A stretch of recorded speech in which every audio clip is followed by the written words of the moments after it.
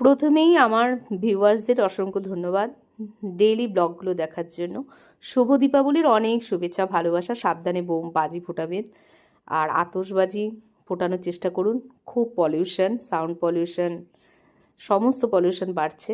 তো ছাদে এসে একটা ডালিম, সেটাকে তুলে নিলাম। তার আগেই তো যার খাওয়ার, অ্যাকচুয়ালি কি বলুন তো, আমরা তাদের ফলগুলো খেয়ে নিই, তাই না? তারাও তো কিছু খাবে, যারা পাখি রয়েছে। তো যাই হোক, এইভাবেই দেখছিলাম ডাবও নামাতে হবে। তো নিচে কলিং বেল বাজছে, শুনতে পাচ্ছি, তাও ভিডিওটা বানাচ্ছি আর কি।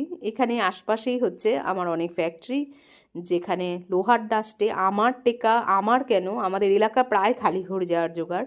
প্রোটেস্ট আপনি কোনো কিছু তো করতে পারবেন। এই যে আমার বাড়িতে লাইট লাগাতে এসেছে, তো এই দেখুন এসির উপরেই কতটা ধুলো, শ্বাসকষ্ট হয়, গলা ড্রাই হয়ে যায়, অনেক অনেক প্রবলেম।